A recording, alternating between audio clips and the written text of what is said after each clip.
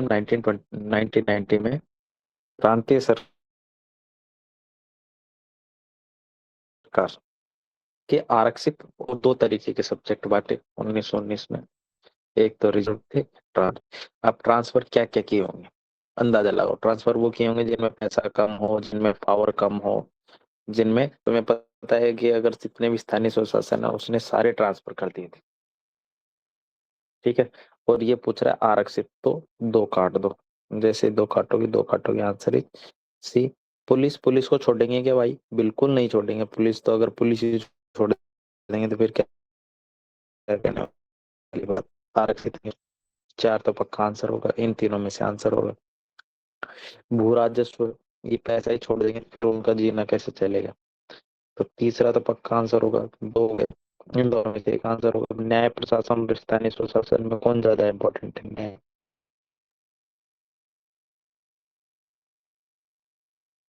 ठीक है। फणम किससे निर्दिष्ट करता है? एनसीईआरटी में है। ऐसे कैसे लिखा हुआ है? सिक्कों को बोलते हैं। इजी क्वेश्चन था। अगर आपको ये क्वेश्चन नहीं आता तो क्रॉस करके निकल जाओ। कोई भी तूफानी करने की जरूरत नहीं है उन क्वेश्चंस के पीछे। स्वतंत्रता सेनानियों पर विचार कीजिए जो गदर पार्टी के साथ सक्रिय रूप से जुड़े थे।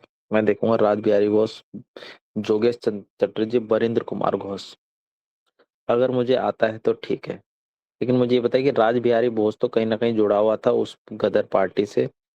और गदर पार्टी के जो भंडाफोड़ हुआ था उसमें राज बिहारी बोस का बार बार नाम आया था। तो ये तो मुझे पता है, तीन तो पक्का है। बरिंद्र कुमार घोष और बरिंद्र कुमार घोष और जोगेंद्र चटर्जी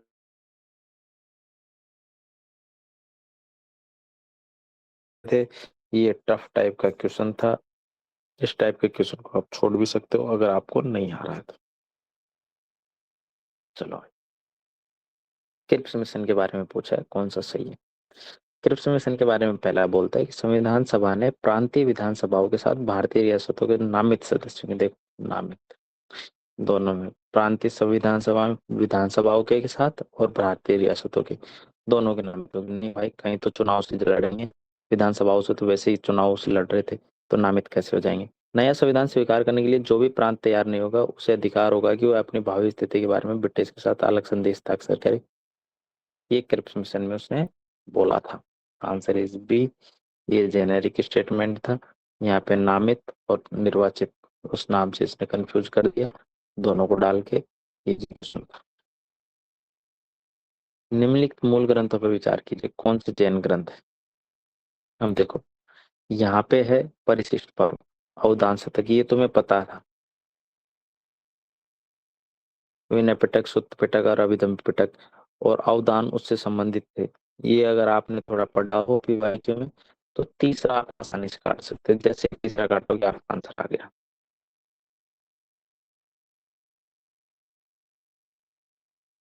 अरे पढ़ा था ये आप लोगों ने कि अवदानों से संबंधित।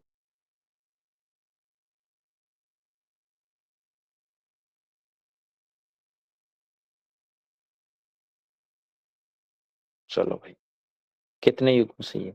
इस टाइप के क्वेश्चन टफेस्ट होते हैं। अगर तुम्हें आता है तो ठीक है, नहीं आता है तो क्रॉस करके चले जाओ भाई। इस टाइप के क्वेश्चंस में बिल्कुल भी दिमाग नहीं लगाना है, ये तो बिल्कुल भी नहीं लगाना। तुक्का। क्योंकि यहाँ पे आर्य देव दिगनाथ नाथ कौन क्या था, अगर तुम्हें एक भी आता है तो लगाओ, नहीं तो मत लगाओ। इसको पीवाईक्यू में इसकी डिटेल देख लो। नाथ मुनि कौन थे, आर्यदेव कौन थे, दिगनाथ कौन थे, इनसे कौन सा मैच हो रहा है तो देख लेना इसकी डिटेल। लेकिन इस टाइप के क्वेश्चन में टी लगा के छोड़ दो। अगर कोई क्वेश्चन छूट भी जाएगा तो उससे आपको ज्यादा नुकसान नहीं होगा। भारतीय इतिहास के संदर्भ में निम्नलिखित कथनों पर विचार कीजिए, कौन से सही है? चलो, भारत, ये 2021 का क्वेश्चन है जो रिपीट हुआ है।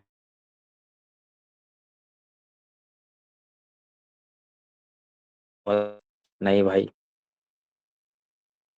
उसने बोला था ना ख्वारिजम तक आ चुका था, उसकी दिल्ली तक पहुंच गया था, ये कर दिया था, वो कर दिया था उसने, बताया था। तो एक कट गया। या तो दो सही है या तीन सही है। मोहम्मद बिन तुगलक ने मंगोलों से अपने राज्य के उत्तरी पश्चिम को अस्थायी रूप से हार गया था। पता नहीं हारा था या नहीं हारा था, लेकिन दूसरा देखते हैं। अलाउद्दीन खिलजी के राज्यकाल में एक मंगोल आक्रमण दिल्ली तक पहुंचा और शहर पर घेरा डाल दिया। ये बात ठीक है भाई, ठीक है। पीवाईक्यू था 2021 वाला, उसी से ऑप्शन बना के उसने डाल दिया। ये क्वेश्चन फिर से टाइप डी में है मेरे अकॉर्डिंग, क्योंकि इसके लिए आप एक वो आता है, एक कीवर्ड्स का वो है, वो मैं कल डाल दूंगा। मैंने पिछली बार डाला हुआ है ना, किसी को डाला हुआ है मेरे हिसाब से। अरे डाला हुआ है ना, किसी के पास है वो टर्मिनोलॉजी वाला, एंशिएंट मिडाइवल और यस मॉडर्न सर, मैं वाली भेजूंगी। टर्मिनोलॉजी, है ना? तो उसको ग्रुप पे डाल देना भाई आज। फिर उसको कल तो नहीं, परसों, मतलब कल मॉर्निंग नहीं, परसों मॉर्निंग में डिस्कस करूंगा। कल इवनिंग में एक पेपर और करेंगे, ठीक है। जल्दी जल्दी खत्म करते हैं सिलेबस।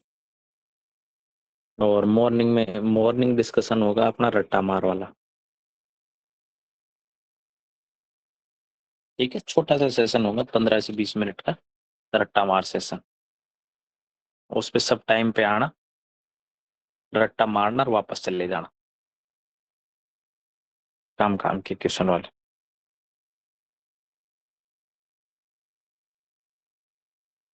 रवि रिक्वेस्टिंग, रवि का तो कहाँ रिक्वेस्ट आ रही है यार?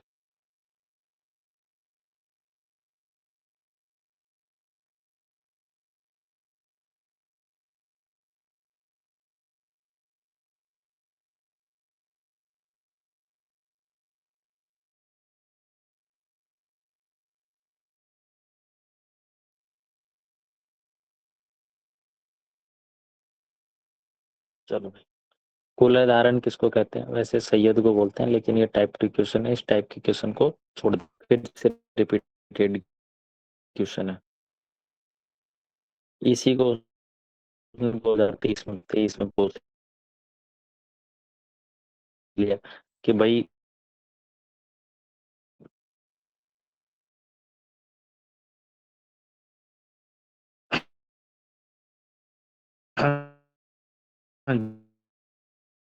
जो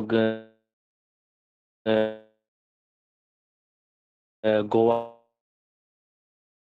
है वो किससे जीता था उसने, ठीक है। पूछ रहे भारतीय इतिहास के संदर्भ में निम्नलिखित कथनों पर विचार कीजिए। डच लोगों ने पूर्वी तरफ में गजपति जमीनों पर फैक्ट्री स्थापित की, पता नहीं। अल्फांसो डी अल्पुकर ने जब छीन लिया। कंपनी ने मद्रास में विजयनगर पर ली प्रतिनिधि पट्टे की जमीन पर एक प्लांट फैक्ट्री। तो देखो कोई नहीं जिसमें hard hard and rule fact लग रहा हो कि भाई ये सारा फैक्ट लगेगा नहीं लगेगा, एकदम जेनेरिक बात कही जा रही। तो इस टाइप के जब भी आप क्वेश्चन करो, इस टाइप के आप जब भी क्वेश्चन करो, तो कि कहाँ से क्या पूछ रहा है, सर ठीक है। वॉइस और ब्रेक हो कोई रही ऐसा है। फैक्ट वैक्ट तो नहीं है कुछ कि जो वो गलत करा रहा है। तो ये तो जेनेरिक स्टेटमेंट है, इसमें तो ऐसा कुछ नहीं है कि भाई साहब विजयनगर साम्राज्य से एक प्रतिनिधि से पट्टे पर जमीन ली और उस पर प्लांट फैक्ट्री स्थापित की। अब इसने ये भी नहीं बताया कि कब की, बस ये बोल रहा है कि ऐसा हुआ था, ठीक है। तो ये तो जेनेरिक स्टेटमेंट था। तो ये तो पक्का, तीन तो पक्का सही है, तीन सही है, तीन सही है, तीन सही है। चलो देखते हैं। डच लोगों ने पूर्वी तटीय क्षेत्रों में गजपति शासकों से द्वारा प्रदान की गई जमीन पर अपनी फैक्ट्री स्थापित की।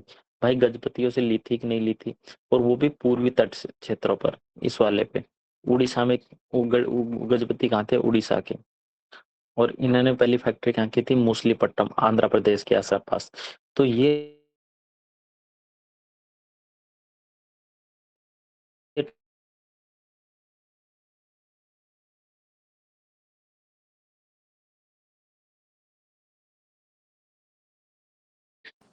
सर वॉइस टेक्निकल ब्रेक हो इफेक्ट रही आप है। यहाँ से इसको काट सकते हो, जैसे एक कट हो गया, आंसर इज बी। थोड़ा सा टेक्निकल फैक्ट था, रिपीटेड क्वेश्चन था, और इसके बाद में भी इससे फिर ठीक क्वेश्चन। Sir voice. ये क्वेश्चन मैं बार बार क्लास में कराई चुका हूँ कि इस टाइप वाले क्वेश्चन में ना आप जनरली ऑल ऑफ अबव मारोगे, ठीक है। सर वॉइस यहाँ पे ब्रेक एक हो इश्यू ये था, त्रिदास अपने मालिक से कानूनी रूप से मुक्त हो जाती थी। मालिक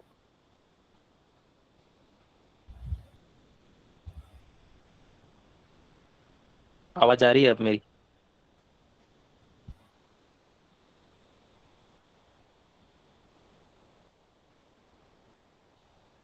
अब आ रही होगी।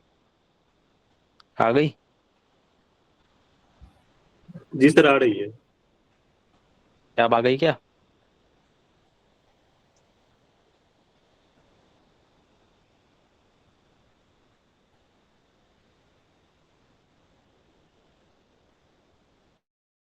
तो चलो अब।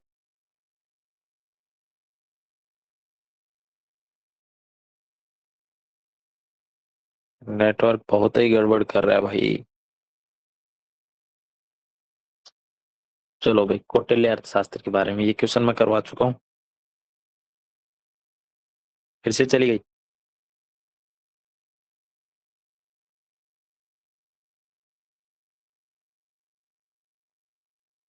चलो भाई, शुरू करते हैं। कोई भी दास हो सकता है दंड के प्रावधान से कोई भी व्यक्ति वाला स्टेटमेंट है ना, इसलिए वजह से कोई भी व्यक्ति हो फिर से सकता है, उसकी लिमिट होती होगी। कोई राजा हो गया, कुछ हो गया, तो उसके लिए कुछ ना कुछ तो शर्तें रखी होगी। इस वजह से ये स्टेटमेंट इसने गलत माना है। जैसे एक काटोगे आंसर इज बी, रूल कोई भी व्यक्ति। चलो, कौन सा सही है? यूएस फेडरल रिजर्व सख्त मुद्रा पूंजी पलायन की ओर ले जा सकती है। हाँ भाई, ले जा सकती है, जब पॉजिटिव स्टेटमेंट है। क्या बात कर रहा है भाई? यूएस के फेड टेपरिंग की बात कर रहा है। जैसे वहां पे डॉलर की वैल्यू बढ़ी, तो मार्केट से इंडिया रुपए से मार्केट से डॉलर वापस खींच लेगा। पूंजी पलायन वर्तमान ईसीबी फर्मों की ब्याज दरों में लागत बढ़ा सकता है। ये बात भी सही है कि ठीक है। वो इशू आ रहा है फिर से। अभी तो नहीं आना चाहिए यार।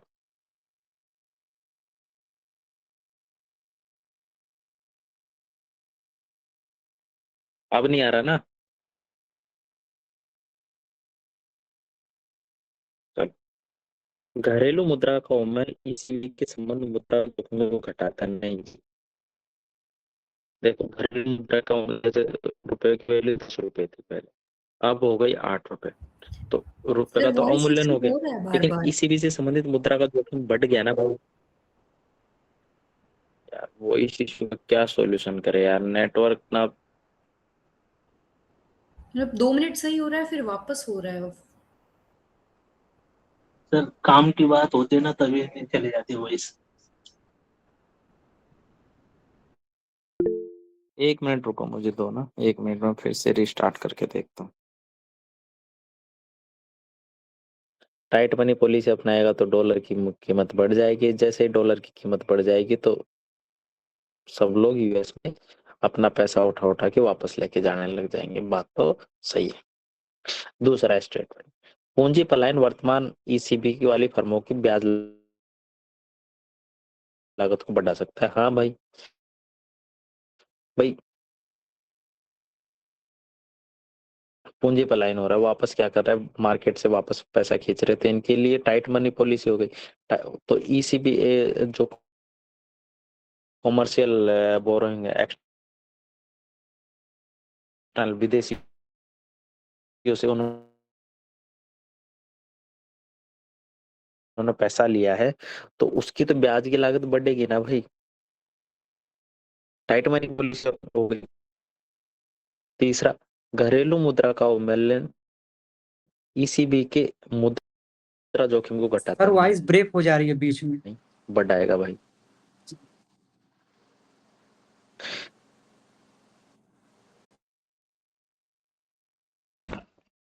ब्याज लागत को अगर बढ़ा दिया तो जोखिम तो बढ़ेगा ना, सीधी सी बात है।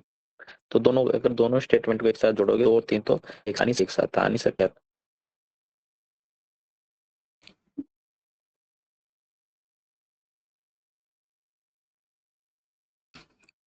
1 मिनट रुको, देखता हूँ मैं कुछ और हो सकता है क्या।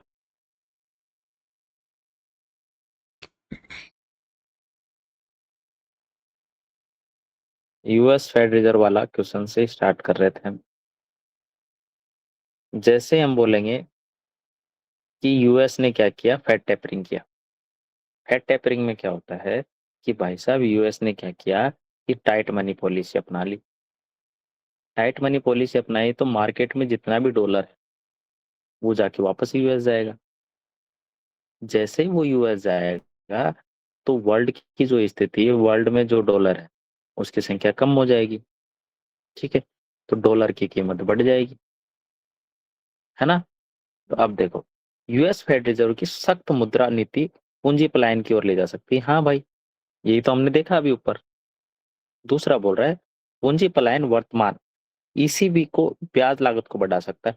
हाँ भाई, जैसे मार्केट में डॉलर की मात्रा कम हो गई तो लोग वह कहेंगे ना भाई ज्यादा पैसा ले लो, इसकी ज्यादा रेट, इंटरेस्ट रेट बढ़ा देंगे, तो ब्याज लागत तो वैसे ही बढ़ जाएगी। दूसरी बात भी सही है, अगर ब्याज लागत बढ़ जाएगी तो मुद्रा का जोखिम घटेगा या बढ़ेगा? बढ़ जाएगा भाई। भाई महंगी हो गई ना, तो मुद्रा का लागत क्या हो जाएगा, बढ़ जाएगा। तीसरा कार्ड दो, तीसरा कार्ड दो, answer is a.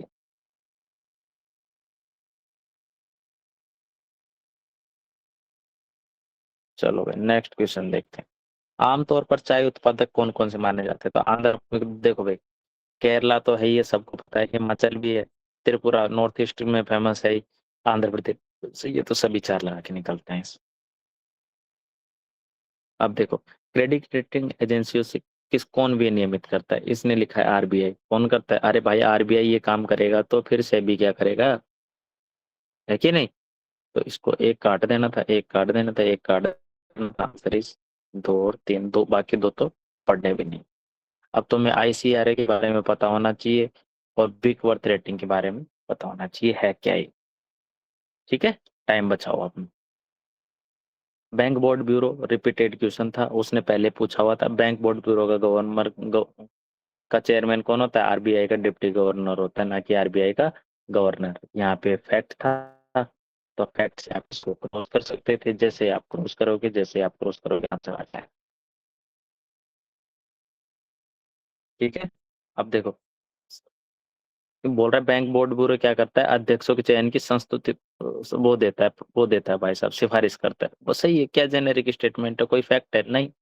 Generic statement है तो दो तो पक्का सही होगा ही होगा। तीसरा देखो, कार्यनीति और पूंजीवर्धन योजना विकसित करने में मदद करता है। पॉजिटिव अफर्मेटिव स्टेटमेंट है, कोई फैक्ट है नहीं? फैक्ट ओनली एक स्टेटमेंट में था जो गलत हो सकता था। चलो भाई, अब देखो कन्वर्टेबल बॉन्ड के बारे में। कन्वर्टेबल बॉन्ड का मतलब क्या है कि भाई साहब पहले आपने पैसा बॉन्ड में लिया, उधार लिया, बाद में उसको इक्विटी में चेंज कर दिया। समझ रहे हो कि पहले तो आप उसमें उधारदाता था, फिर बाद में उसमें शेयर धारक हो गए।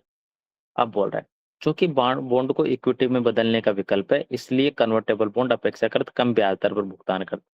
हाँ भाई, सीधी सी बात है।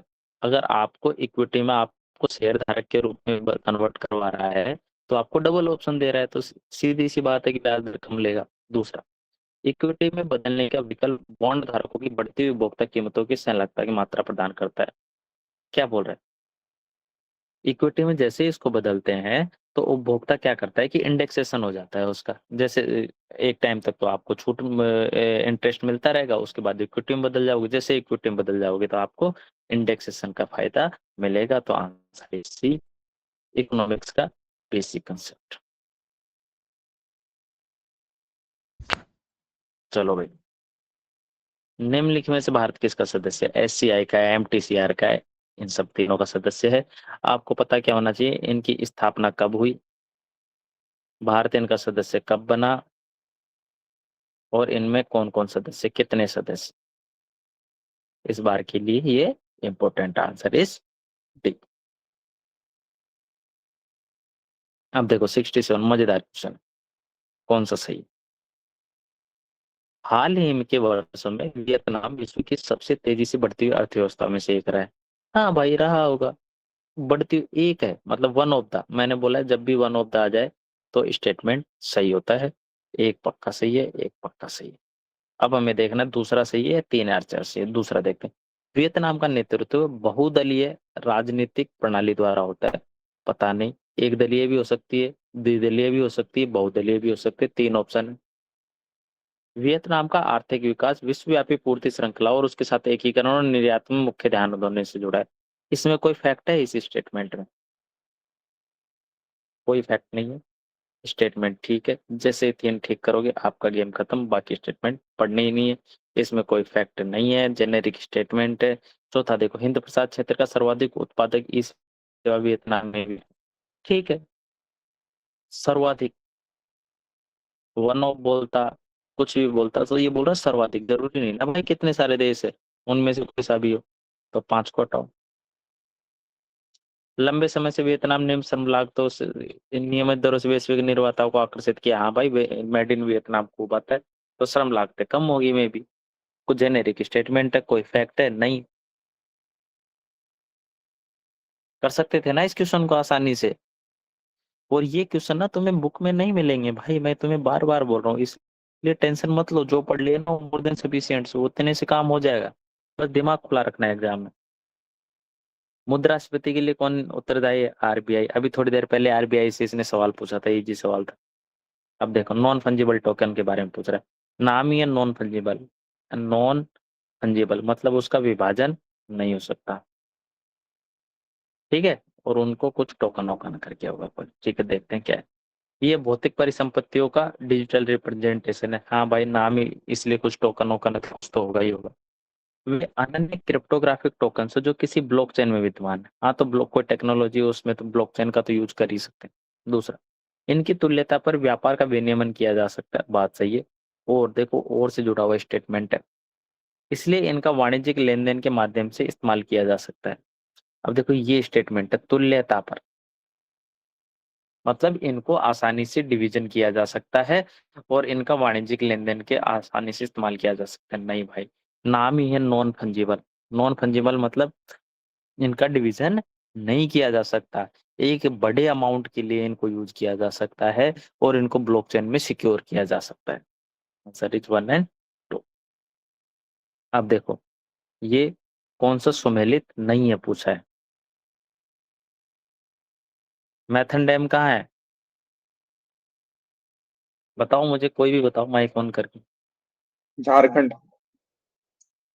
इंदिरा गांधी कहाँ है? एमपी। तो 2 तो हो गए। गांधी सागर एमपी, घाट प्रभा तेलंगाना। तो आंसर इज 2। तुम्हें पता होना चाहिए ये डैम कहाँ है, और आर्द्र भूमि हम जल्दी कर लेंगे। तो कल मॉर्निंग के लिए टारगेट क्या है?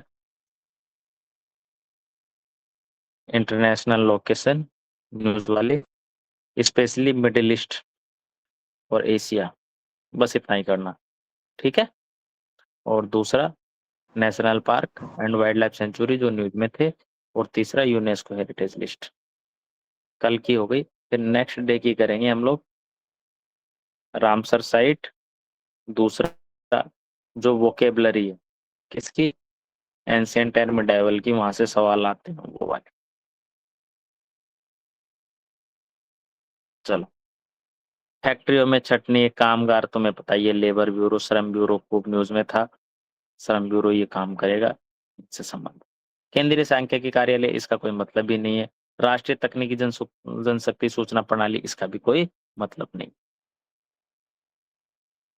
अब देखो, ये वाला क्वेश्चन अच्छा क्वेश्चन है, सीसीओ के बारे में। कोल कंट्रोलर्स ऑर्गेनाइजेशन भारत सरकार का कोयला सांख्यिकी का प्रमुख स्रोत है। जेनेरिक स्टेटमेंट है कि भाई डेटा तो देता ही होगा अगर ऐसा बना हुआ है तो। यह कोयला लिग्नाइट विकास की प्रगति का मॉनिटर करता होगा भाई। ये कोयला युक्त क्षेत्रों के अधिग्रहण से संबंधित सरकार की अधिसूचना के प्रति किसी आपत्ति का अनुसरण करता है? पता नहीं। ये सुनिश्चित करता है कि कोयला खनन कंपनियां विहित समय में अंतिम उपभोक्ताओं को कोयला वितरण करें। अंतिम उपभोक्ता तो मैं हूँ भाई, यहाँ अररिया में बैठा हूँ। और ये सीसीओ सिक्योर करेगा कि नहीं भाई साहब, अररिया में एक आदमी बैठा हुआ है, उसके पास आपका कोयला जाना चाहिए? पॉसिबल है ये? अरे अंतिम उपभोक्ता तो कोई गली का आदमी भी हो सकता है ना, वहां तक कैसे सिक्योर कर सकता है कोई? टेक्निकली पॉसिबल नहीं है। टेक्निकल ही पॉसिबल नहीं है, या तो 1 2 होगा, 1 2 3 होगा, तीसरा देख लो। कि अधिग्रहण से संबंधित सरकार की अधिसूचना के प्रति किसी आपत्ति का सुनवाई कर सकता है। हाँ भाई, नाम से पता चल रहा है, कोयला नियंत्रक संगठन।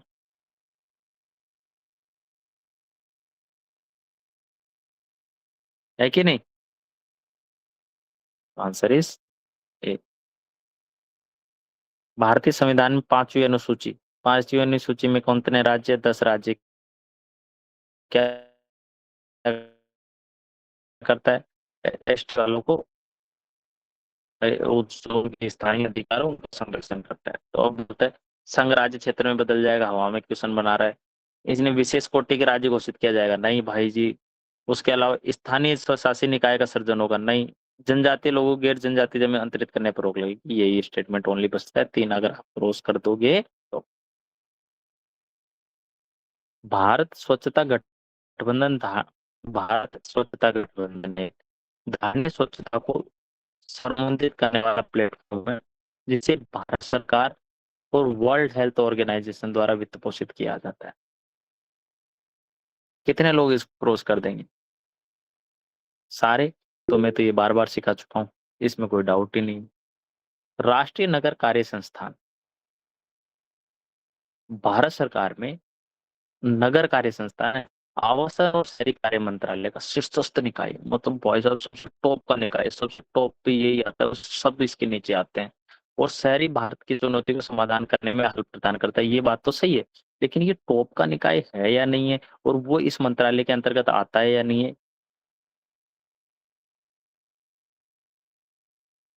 सिखा चुका हूँ ये इस टाइप की चीजें, मैं तुम्हें पहले से सिखा चुका हूँ ना।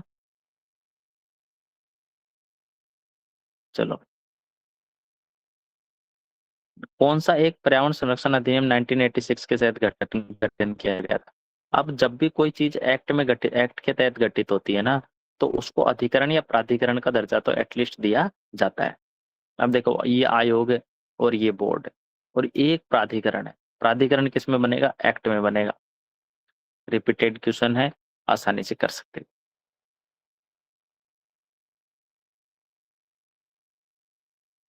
देखो, मैं मार्केट में माहौल बनाने के लिए ना 70 तरीके की इनको प्रचार कर सकता हूँ, बार बार चीज बहुत इजी वे में चीजें बता रहा हूँ इनको। अब आप नोटिस करना सीख गए होंगे, बार बार आप सेम ही चीजें बता रहा हूँ, तो इनको आप सोल्व करना सीखो। यूनाइटेड नेशन क्रेडेंशियल कमेटी है कोई, उस पर विचार करना है कौन सा सही। ये यूएन सुरक्षा परिषद, अच्छा सुरक्षा परिषद क्रेडेंशियल कमेटी को कैसे बनाएगा और उसके अधीन काम करेगी ऑर्गेनाइजेशन? चल चल, 2 और 3 देखते हैं। पारंपरिक रूप से मार्च में, जून में और सितंबर में इसकी बैठक होती है। अरे भाई, जनवरी, फरवरी, मार्च, अप्रैल, मई, जून, जुलाई, अगस्त, सितंबर, अक्टूबर, नवंबर, दिसंबर। बोल रहा है भाई मार्च में हुई, फिर अप्रैल, मई, जून में हुई और फिर सितंबर में हुई। मतलब जी भाई 2 महीने का गैप हुआ, फिर 2 महीने में हो गई, फिर 2 महीने का हो गए, फिर ये भाई ने 5 महीने का गैप ले लिया। कोई भी ऑर्गेनाइजेशन अगर बैठक करेगा तो तिमाही में करेगा, या 4 महीने में करेगा, या 6 महीने में करेगा। ऐसा तो कोई सिस्टम है ही नहीं कि 2 महीने में बार बार कर लियो और फिर बाद में वो कर लियो। तो आंसर इज, समझ में आया मैंने कैसे किया सवाल?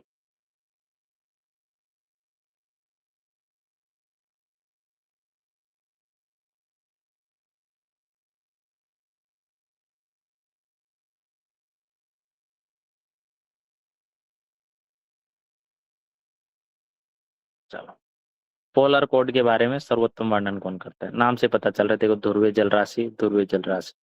परिचालन कर रहे जहाजों के लिए सुरक्षा के लिए इंटरनेशनल कोड है सोलोस और मार्पोल से इसको संबंधित किया जा सकता है। अब देखो, और ऑप्शन कैसे क्रॉस करोगे? उत्तरी ध्रुव। तो भाई साउथ साउथ में पोलर कोड क्यों नहीं आया? उत्तरी ध्रुव और दक्षिणी ध्रुव अनुसंधान करने वाले वैज्ञानिकों को अपनाए जाने वाले मानकों का समुच्चय। ये कोई कर सकता था एग्जाम में, अगर किसी को नहीं पढ़ा हो तो। आर्कटिक काउंसिल, ये तो वैसे भी काट दोगे भाई। देखो, वाइड अप्रोच लो, है ना, और देखो कि क्या कनेक्ट कर सकते हो। तो यहाँ पे आसानी से आप कनेक्ट कर सकते हो। सिक्योरिटी की बात कर रहा है, नेशनल कोड की बात कर रहा है, जहाजों के लिए बात कर रहा है, तो मल्टीपल चीजों को यूज कर रहा है एक साथ। संयुक्त राष्ट्र महासभा के संदर्भ में, ठीक है, यूएन महासभा गैर राज्य सदस्यों को प्रेक्षक की स्थिति प्रदान करता है, कर सकती है भाई, बहुत सारे ऑर्गेनाइजेशंस को दे रखी है। अगर तुम बहुत सारे ऑर्गेनाइजेशन पढ़ोगे तो जैसे उनको क्या कर रखा है, प्रेक्षक की भूमिका दे रखा है। अंतर सरकारी संगठन यूएन महासभा में प्रेक्षक की स्थिति प्रयत्न कर सकते हैं, ये नहीं बोल रहा है कि मिल जाएगी, ये बोल रहा है प्रयत्न कर सकते हैं। अब गैर सरकारी राज्य कर सकते हैं, ये भी कर सकते हैं जी भाई, ठीक है, कोई दिक्कत नहीं। यूएन महासभा में प्रेक्षक यूएन मुख्यालय में मिशन बनाए रख सकते हैं। हाँ भाई, अगर किसी को प्रेक्षक की भूमिका मिलती है तो उसमें मिशन को बना ही सकते हैं, क्या दिक्कत है। आंसर डी, कोई भी फैक्ट है, जेनेरिक स्टेटमेंट है सारे के सारे कि भाई यूएन में एक वो बनाया है इन लोगों ने, उसमें प्रेक्षक की भूमिका दे सकते हैं जी, ठीक है। अंतर सरकारी संगठन कर सकते हैं, आईयूसीएन है, आईयूसीएन और ये आईपीसीसी और ये सारे प्रेक्षक की भूमिका में है, ठीक है। और यूएन मिशन बना के रख सकते हैं, हाँ जी मिशन बना के रख सकते हैं। चाय बोर्ड के बारे में देखो स्टेटमेंट, कथनों पर विचार कीजिए। यह एक सांविधिक निकाय है, नाम से पता चल रहा है चाय बोर्ड किसी एक्ट से बना होगा, ठीक है, कोई दिक्कत नहीं है। मंत्रालय जनरली मैंने बोला गलत होता है, ये वाणिज्य मंत्रालय के अंतर्गत है और इसको क्रॉस कर दो, जैसे दो काटोगे तुम्हारा एक ऑप्शन कट गया। चाय बोर्ड का प्रधान कार्यालय बेंगलुरु में, ये स्टेटमेंट है। इस बोर्ड के दुबई और मॉस्को में विदेशी कार्यालय है। अब देखो ये दो चीजें, ये चूज करके बता रहा है कि भाई साहब एक तो दुबई में है और एक मॉस्को में इसके विदेशी कार्यालय, और जगह भी स्पेसिफिक बता रहा है, तो इस टाइप के माइनर चेंज नहीं करेगी भाई। ये मॉस्को की जगह मॉस्को की जगह पाकिस्तान की कोई लोकेशन तो नहीं डाल रखी, और दोनों ऐसे हैं जहाँ पे हम एक्सपोर्ट कर रहे हैं, ये दोनों देश तो ऐसे हैं ना जिनको हम एक्सपोर्ट कर रहे हैं। इसने यहाँ पे पाकिस्तान क्या लाहौर तो नहीं लिखा या इस्लामाबाद तो नहीं लिखा हुआ, तो हम सोचते हैं कि भाई साहब इसको तो हम एक्सपोर्ट ही नहीं कर रहे, तो ये तो गलत ऑप्शन दिया हुआ है। तो ये तो वैसा स्टेटमेंट दिया हुआ है जिसको हम आसानी से राइट कर सकते थे। प्रधान कार्यालय बेंगलुरु, इंडिया में बेंगलुरु कौन सी जगह, तो वहां पे चाय उत्पादन बोर्ड का मुख्यालय हो सकता है कि नहीं हो सकता, थोड़ा आइडिया तुम लगा के इसको propose कर सकते थे। जैसे तुम्हें एक सही है, तुम्हारे पास एक 3 और एक 4, अब दोनों में से एक चूज करना था। दुबई और मॉस्को में इसलिए चूज करूंगा क्योंकि दोनों में हम एक्सपोर्ट करते हैं, दोनों यूएई और रशिया दोनों हमारे एक्सपोर्ट पे डिपेंडेंट है, तो मे भी वहां पे ऐसा कार्यालय हो। ग्रीन वॉशिंग तुम्हें पता ही है कि भाई साहब मिथ्या प्रभाव इको फ्रेंडली पर्यावरण के लिए उपयुक्त है, ठीक है। अब देखो वार्षिक वित्तीय विवरण, आधारिक संरचना, इसमें क्या ग्रीन वॉशिंग करेगा, और किसी सरकारी परियोजना में पर्यावरणीय लागतों का अनिवार्य बंद, ऐसा कोई ऑप्शन है नहीं, बात कर रहा है ग्रीन वॉशिंग। अब देखो इस 81 क्वेश्चन में इसने क्या किया है, उच्च यहाँ पे क्या कर दिया इसने, उच्च में को किससे चेंज कर दिया, निम्न में से, बस इसको यहाँ डाल दिया और इसको यहाँ डाल दिया। तो एक बार अच्छे से पढ़ लेना कि क्या कहना चाह रहा है, बोल रहा है उच्च में सौर विकिरण को परावर्तित कर भूपृष्ठ को ठंडा करते हैं। अरे भाई वो तो पतले हैं पहले से, तो उसमें तो पार हो जाएगी, नीचे वाले लॉन्ग वेव रेडिएशन को परावर्तित कर सकते हैं वो, ठीक है। तो इसने इन दोनों से स्वैप कर दिया और इस क्वेश्चन को बदल दिया। 82 क्वेश्चन देखते हैं कौन सा सही है। अभी देखो इसमें उत्तरी पश्चिमी केन्या, बीडीबीडी एक बृहद क्षेत्र में भी भाई होगा उत्तरी केन्या में। अगला देखो साउथ सूडान से पलायन किए हुए कुछ लोग बीडीबीडी में रहते हैं। साउथ सूडान, सूडान यहाँ है, केन्या यहाँ है, ये याद रखना। अब सूडान से केन्या तक जाने में तो बहुत ही स्थिति खराब हो जाएगी अगर तुम्हें वर्ल्ड मैप पता है, अफ्रीका का मैप पता है। तो अगला देख रहा है सोमालिया के गृह युद्ध से पलायन किए हुए कुछ लोग केन्या के ददाब क्षेत्र में रहते हैं। अब केन्या में ये क्या कहना चाह रहा है कि जी ये केन्या है जी, इसमें एक तो बीड़ी बीड़ी है और एक ददाब, मतलब 1 और 3 दोनों एक साथ तो नहीं हो सकते। या तो इसमें क्या होगा, केन्या में ददाब वाला होगा या फिर बीड़ी बीड़ी वाला होगा। अब देखो, अब इन दोनों में से देखते हैं, साउथ सूडान से पलायन किए कुछ लोग बीड़ी बीड़ी में रहते हैं। अब जिस साउथ सूडान वाले लोग हैं ना वो बीड़ी बीड़ी में रहते सकते, मतलब ये केन्या में नहीं है। कुछ तो ऐसा लॉजिक होगा। और ये बोला कुछ लोग तो हो ही सकते हैं, और ये बृहद शरणार्थी बस्ती। मैंने बताया कि ऐसे बड़े स्टेटमेंट जनरली गलत होते हैं, कुछ छोटे स्टेटमेंट सही होते हैं, दो तो पक्का सही।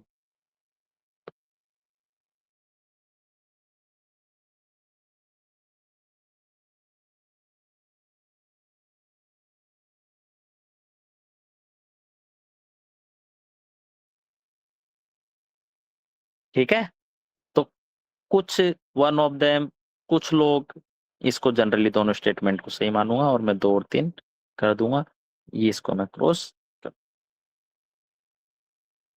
तुर्की राज्यों के संगठन के सदस्य कौन कौन से हैं? देखो, अजरबैजान और आर्मेनिया दोनों लड़ते रहते हैं, दोनों एक साथ किसी के सदस्य नहीं होंगे, और दोनों में से एक आंसर पक्का होगा। ठीक है, अब देखो, अजरबैजान मोमडन कंट्री है, ठीक है, और उज्बेकिस्तान वैसा कंट्री है जो उसका सहयोग कर सकता है। ठीक है, तो 5 तो आंसर होगा ही होगा, तो 2 और 5 आंसर इज सी। कर सकते थे इसको। ये तुम्हें कहीं भी किसी बुक में नहीं मिलेगा, मैं तुम्हें लिख के दे रहा हूँ, कोई भी बुक तुम इसके लिए नहीं पढ़ सकते। इसके लिए कॉमन सेंस ही रखना पड़ेगा आपको। कुछ क्वेश्चन गलत होंगे लेकिन सही भी होंगे। गुजरात में भारत का विशालतम सोलर पार्क नहीं जी भाई, राजस्थान में बदला में न्यूज में था, न्यूज पढ़ोगे थोड़ा तो उस टाइम न्यूज में था। एक काट दो, एक काट दो, या तो 2 सही है या 3 सही है। अब देखो, गोवा में भारत की विशालतम 3381 वोल्ट की परियोजना। अरे भाई, गोवा में लोग नहाते हैं, इतने कूदते फांदते हैं, उनको कहाँ जगह देंगे? कोई ऐसी सूखी जगह दो जहाँ पे बीच बीच की जगह किसी को नहाने वाने की जगह ना मिले। तो आंसर इज बी। कोच्चि के बारे में ये न्यूज में था, करंट अफेयर था, आराम से कर सकते। यूनाइटेड नेशन कन्वेंशन में समुद्र कानून पर संयुक्त राष्ट्र अभिसरण में क्या क्या कहा गया? ठीक है, किसी तटीय राज्य को अपने प्रादेशिक समुद्र की चौड़ाई के आधार पर 12 मील तक अभिसमय के अनुरूप सीमांत करने का अधिकार है। हाँ जी भाई, ये है, और इसमें 12 मील तक आप ईईजेड बना सकते हो। ठीक है, चलो, एक तो ठीक है। सभी राज्य के, चाहे वो तटीय हो या भूआबद्ध हो, उनके जहाजों को उनके जहाजों को उनका जो प्रादेशिक समुद्र क्षेत्र है में होकर बिना रोक टोक की यात्रा का अधिकार होता है। हाँ भाई, इसीलिए तो ईजेड है। ठीक है, अनन्य आर्थिक क्षेत्र का विस्तार उस आधार रेखा से 200 समुद्री मील तक से अधिक नहीं होगा जहां से प्रादेशिक समुद्र की चौड़ाई मापी जाती है। हाँ भाई, 12 मील और लास्ट में 200 मील तक ईजेड होता है। Answer is D. फैक्ट है, बेसिक है, और आईआर में आप बार बार रिवीजन करते हो। ये 12, फिर उसके बाद का 12, और फिर उसके बाद का 200, ये है ईजेड।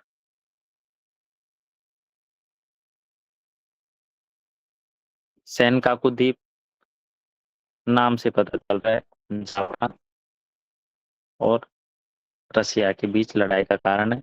करंट अफेयर पढ़ रहे हो वहां पे आसानी से पढ़ो। निर्मित द्वीप कौन कौन से हैं तुम्हें पता हो? स्पार्टले वगैरह वो द्वीप है, तो उसमें सैनकाकू नहीं है। ये आंसर हो ही गया। ताइवान की रक्षा बढ़ाने के लिए स्थायी सैन्य अमेरिका अड्डा स्थापित किया गया, सैनकाकू में कैसे कर लेगा? नाम से ही पता चल रहा है, स्वामिक भूमि घोषित है। कुछ भी कहानी बता।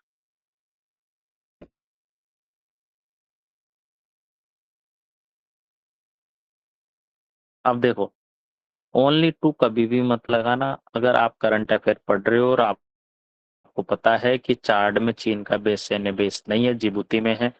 एक तो काट दो।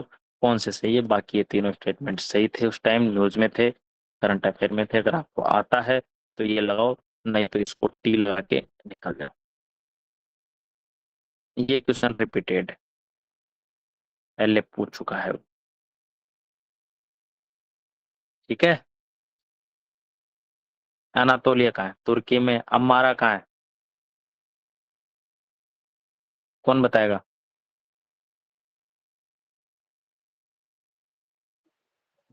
इथियोपिया में कैटलोन सर। कैटोलेनिया स्पेन में है, अमारा इथोपिया में, और काबो डेलगाडो कहाँ है? और मोजाम्बिक में। Mozambique. Answer is B, repeated है पीवाईक्यू में लोकेशन। अब देखो, वन्य जीव संरक्षण के बारे में भारतीय विधियों के संदर्भ में निम्नलिखित कथनों पर विचार कीजिए। ठीक है, ये बोल रहा है वन्य जीव एकमात्र सरकार की संपत्ति। अरे भाई, क्या पॉसिबल है? तुमने पाल लिया कुत्ता, अब वो तो वन्य जीव भी है, तो क्या सरकार की एकमात्र संपत्ति है? तुमने पाल लिया घोड़ा, वन्य जीव है, तो क्या वो एकमात्र सरकार की संपत्ति है? नहीं भाई, एक तो स्टेटमेंट एक्सट्रीम है। किसी संरक्षित वन्य जीव को मानव जीवन के लिए खतरा बन जाने पर उसको निपटा दिया जाता है। अरे भाई, पॉसिबल है? शेड्यूल 5, शेड्यूल 6 वाला प्रोविजन पहले आप पढ़ चुके थे। 3 काट दो, 3 काट दो, 3 काट दो, आंसर इज दूसरा देख लो। संरक्षित घोषित कर दिया जाता है तो संरक्षित क्षेत्र में वो कार्य संरक्षण का प्राप्त पॉजिटिव स्टेटमेंट है, अफर्मेटिव है, कोई फैक्ट है नहीं। दूसरा तो पक्का सही होगा। जैसे दूसरा पक्का सही करोगे, तीसरे एक आपको पता ये गलत है, answer is B.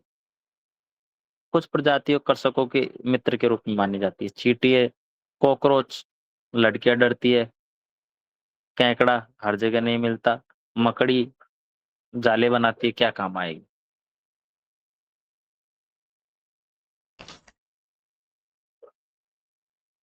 Repeated question है, पहले मैं करा चुका हूं तुम्हें।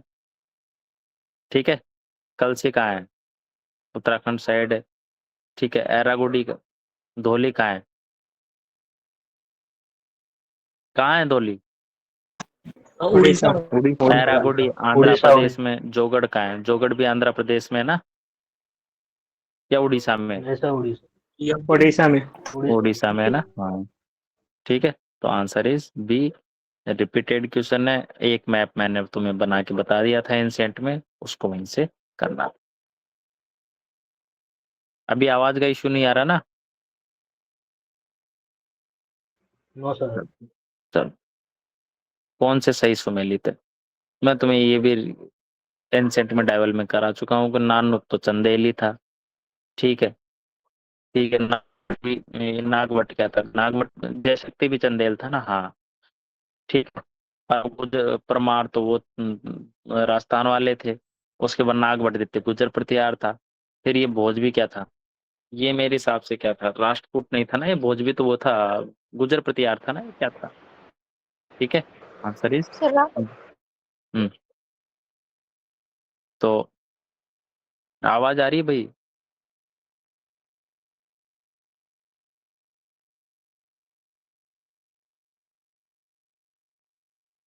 संगम साहित्य के बारे में। संगम कविता को भौतिक संस्कृति को संदर्भ नहीं है। अरे ये पॉसिबल ही नहीं भाई, ऐसे कैसे कह सकते हो? वर्ण सामाजिक संगम कवियों को ज्ञात था, हाँ भाई पता होगा। संगम कविता समर चौरिया का कोई गठबंधन नहीं है, नहीं भाई, अनकू अनकू पढ़ा था हमने कुछ। ठीक है, जादुई तख्तों को अनकू कहा था उन लोगों ने, ये भी हमने पढ़ा था, तो ये तो दोनों क्रॉस कर दो। Negative, negative, negative, positive statement है कि ये तो मुझे उम्मीद है सबके सही हो गई। योग वशिष्ठ और निजामुद्दीन पानीपति फारसी में अनुवाद किया। हिंदी की कोई बुक अकबर जैसा आदमी कर सकता था, बाकी तो ये डंडा मार के निपटा देते, ये तो निपटा ही देता। हुमायूं को टाइम नहीं मिला उतना। शाहजहां अपने ताजमहल बनाने में बिजी था वाइफ के साथ, तो उसको कहाँ टाइम मिलेगा? रामानुजम की शिक्षाओं में प्रधानमंत्री में विश्व की दूसरी ऊंची मूर्ति का उद्घाटन किया है, मैं भी गया था। और रामानुजाचार्य ने क्या दिया था? विशिष्टाद्वैतवाद दिया था, मोक्ष इस भक्ति का साधन है। ठीक है, खत्म कहानी। देखो, पूर्णतया प्रमाणित है। सर्वोच्च आनंद, ध्यान के माध्यम से मोक्ष पाया जा सकता है। Extreme, extreme. सोमनाथ मंदिर का नए सर्किट का उद्घाटन किया प्रधानमंत्री ने। ठीक है, 12 ज्योतिर्लिंगों में से एक है भाई, ये ज्योतिर्लिंग देख लेना, 12 सवाल पूछता है वो। अलबरूनी सोमनाथ मंदिर का वर्णन किया है। एस राधा कृष्णन नहीं भाई, राजेंद्र प्रसाद क्या करेंगे? बदल दिया। बी और टी कोशिका क्या करती है? एलर्जनों से संरक्षित करती है, पर्यावरण एलर्जनों से। ठीक है भाई, दर्द और सूजन का अपशमन करती है, शरीर में प्रतिरक्षा निरोधकों की तरह काम करती है, देखो, और ये देकर वाले रोगों से बचाती है। दोनों प्रतिरक्षा की बात कर रहा है। अब तुम्हें बताए बी और टी कोशिका क्या करती है? प्रतिरक्षा तंत्र की तरह काम करती है। एक माइक्रोफेज और वगैरह सारी चीजें आपने पढ़ी होगी साइंस टेक में, जैसे ही आप देखोगे। अब ये बोल रहा है कि प्रतिरोधी निरोधक की तरह काम करती है। ये नेगेटिव स्टेटमेंट है, पॉजिटिव स्टेटमेंट है कि भाई उसके रोगों से बचाती है सर।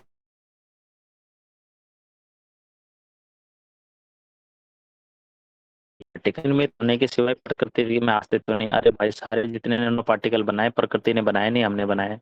क्या बात कर रहा है, चल निकल।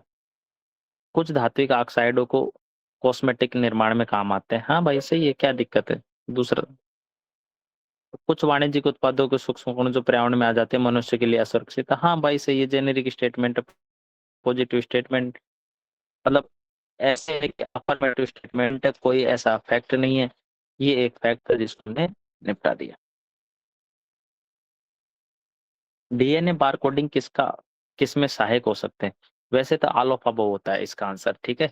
हर किसी चीज में थोड़ा थोड़ा काम कर सकता है, लेकिन आयु का आकलन में क्या काम करते हैं? पादप और प्राणियों की आयु का आकलन में क्या करते हैं? कार्बन डेटिक प्रणाली काम करती है, ना कि डीएनए बारकोडिंग। तो एक को हटा दो, एक को हटा दो। अब देखो, समान दिखने वाली प्रजातियों में भिन्नता लाने के लिए डीएनए बारकोडिंग यूज की जा सकती है। अवांछित प्राणी और पादप की पहचान करने के लिए जैसे वो करोगे डीएनए बारकोडिंग से, उसका डीएनए सामने आ जाएगा, आसानी से आंसर 2 और 3 आ जाएगा। कौन सा अम्ल वर्षा होती है? रिपीटेड क्वेश्चन है पीवाईक्यू में। सल्फर डाइऑक्साइड, नाइट्रोजन डाइऑक्साइड, ये सी रिपीटेड क्वेश्चन। तो इससे क्या सीख मिलती है? 40% जो आप पढ़ रहे हो उससे पेपर आएगा। 40% पेपर, कितना भी आप पढ़ लो, जितना आप पढ़ना चाहो उतना पढ़ लो, कॉमन सेंस से ही सॉल्व होगा।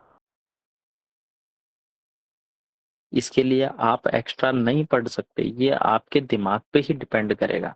और इसमें आपको सारे सही करने भी नहीं है। 40 क्वेश्चन अगर आ रहे हैं तो अगर आपने 25 सही कर दिए, 10 गलत कर दिए और 5 अटेम्प्ट नहीं किए तो भी आप पास हो भाई साहब। ये 40 के 40% जो इजी वाले आने वाले हैं, इसको गलत मत करना, आप आसानी से पास हो जाओ। गेम इतना सही है।